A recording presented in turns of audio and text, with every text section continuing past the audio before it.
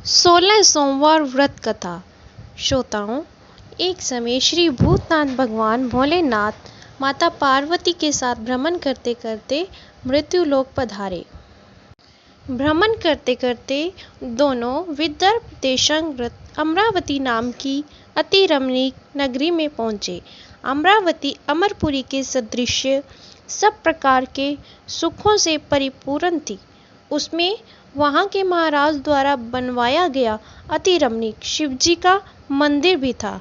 भगवान शंकर माता पार्वती के साथ उस मंदिर में निवास करने लगे। भगवान शंकर माता पार्वती के साथ उस मंदिर में निवास करने लगे। एक समय माता पार्वती भगवान भोलेनाथ को प्रसन्न देखकर मनोविवाद करने की इच्छा से बोली कि हे भगवान, आज तो हम दोनों चौसर खेलेंगे। और शिव जी ने भी प्राण प्रिय की बात को मान लिया और दोनों चौसर खेलने लगे। इतने में मंदिर का पुजारी मंदिर में पूजा करने हेतु पधारा और यह देखकर माता पार्वती ने पुजारी जी से प्रश्न किया कि हे पुजारी, बताओ कि इस बाजी में हम दोनों में से किसकी जीत होगी।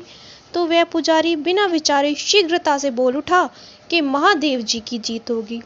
थोड़ी देर बाद बाजी समाप्त हुई और माता पार्वती जी की विजय हुई।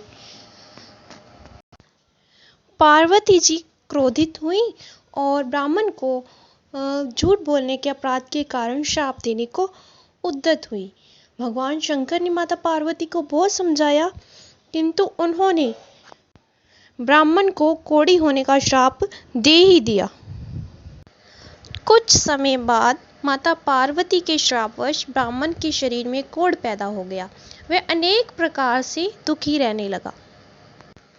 पुजारी को श्राप कष्ट भोगते हुए जब बहुत दिन हो गए तो एक दिन देवलोक की अप्सराएं मंदिर में पूजा करने हेतु पधारी।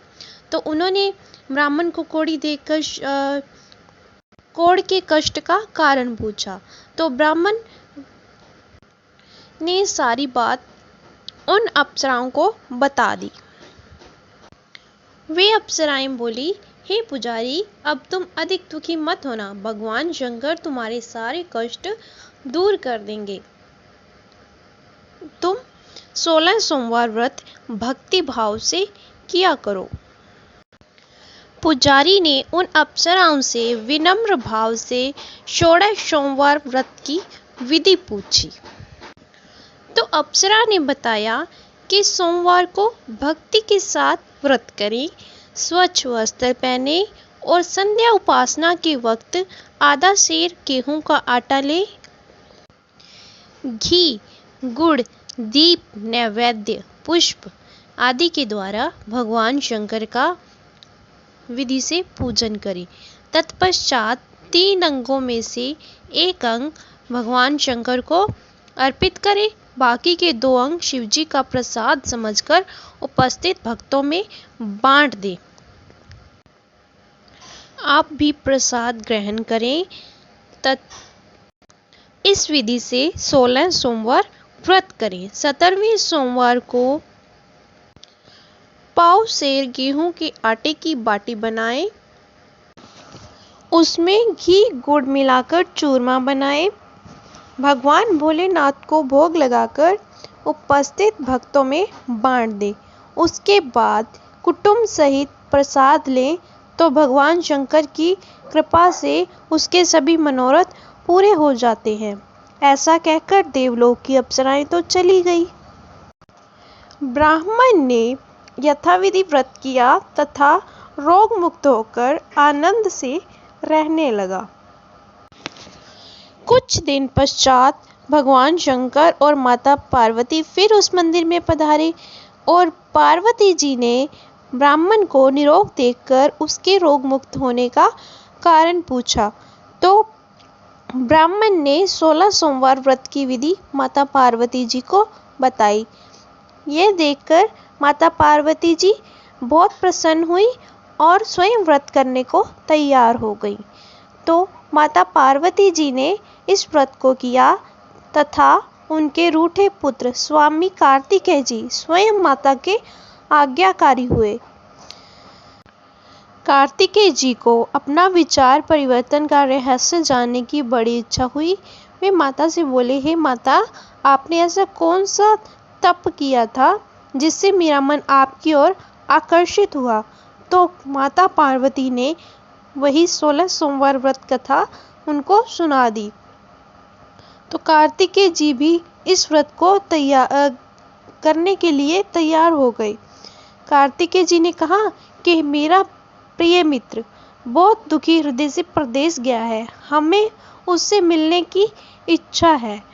कार्तिकेय जी ने भी इस व्रत को किया तथा उनका प्रिय मित्र उनको मिल गया। अब मित्र के इस आकस्मिक मिलन को देखकर मित्र को ये जानने की इच्छा हुई कि हे मित्र, तुमने ऐसा कौन सा तप किया था जिससे इस आकस्मिक मिलन का भेद जब पूछा तो स्वामी कार्तिकेय जी ने बताया कि हे मित्र, हमने तुमने मिलने की इच्छा करके 16 सोमवार व्रत किया था। अब ब्राह्मण मित्र को अपने विवाह की बड़ी चिंता हुई। उसने भी इस व्रत की विधि पूछी और स्वयं व्रत करने को तैयार हो गया। व्रत के प्रभाव के कारण जब वह किसी कार्यवश विदेश गया था तो वहां के राजा की लड़की का स्वयंवर था और राजा ने यह प्रण किया था कि जिस व्यक्ति के गले में सब प्रकार से श्रृंगारित हथनी माला डालेगी, मैं उसी राजकुमार के साथ अपनी पुत्री का विवाह कर दूंगा। तो ये देखने के लिए ब्राह्मण भी सभा में एक और बैठ गया।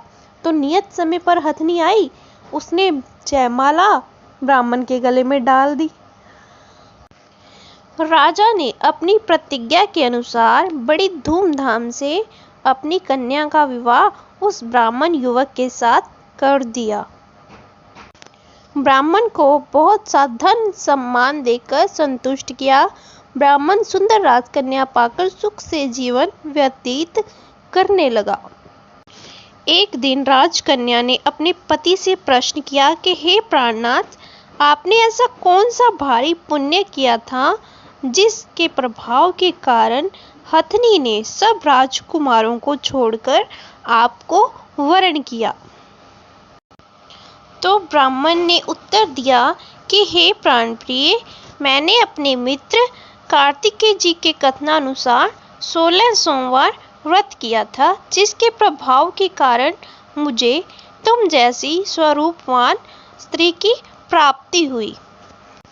व्रत की महिमा सुनकर राजकन्या को बड़ा ही आश्चर्य हुआ। वह भी पुत्र की कामना करके व्रत करने को तैयार हो गई। भगवान शिव जी की कृपा से उसके गर्भ से एक अति ही सुंदर, सुशील, धर्मात्मा और विद्वान पुत्र उत्पन्न हुआ।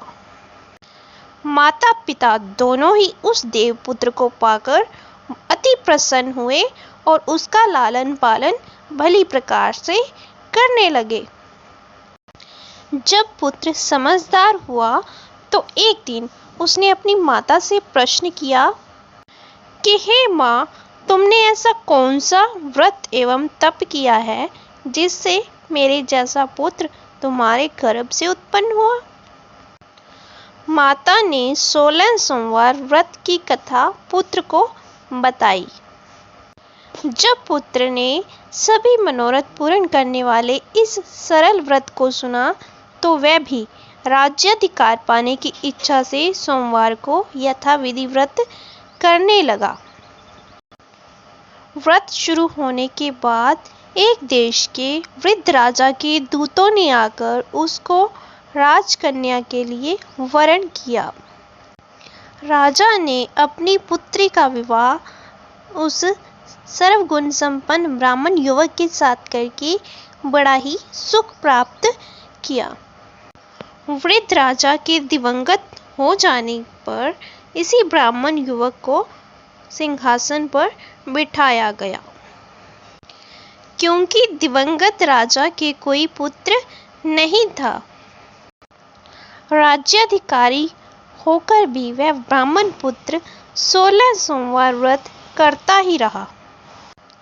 जब 17वां सोमवार आया तो विप्रपुत्र ने अपनी प्रियतमा से सब पूजन सामग्री लेकर शिवालय में चलने को कहा, परंतु उसकी पत्नी ने उसकी आज्ञा की परवाह न की और दास दासियों द्वारा सब पूजन सामग्री शिवालय में भिजवा दी, परंतु आप नहीं गई। यह देखकर भगवान शिव जी को बड़ा क्रोध आया। जब राजा ने शिव जी का पूजन समाप्त किया तब आकाशवाणी हुई कि हे राजा, अपनी इस रानी को राजमहल से निकाल दे, नहीं तो ये तेरा सर्वनाश कर देगी। आकाशवाणी सुनकर राजा के आश्चर्य का ठिकाना ही नहीं रहा। उसने अपने मंत्रणा गृह में आकर सभी सभासदों को बुलाकर पूछा कि हे मंत्रियों, मुझे आज शिव जी की आकाशवाणी हुई है कि हे राजा, अपनी इस रानी को राजमहल से निकाल दे, नहीं तो ये तेरा सर्वनाश कर देगी।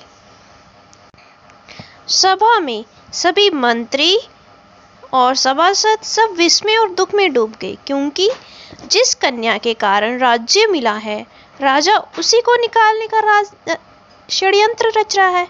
ये कैसे हो सकेगा?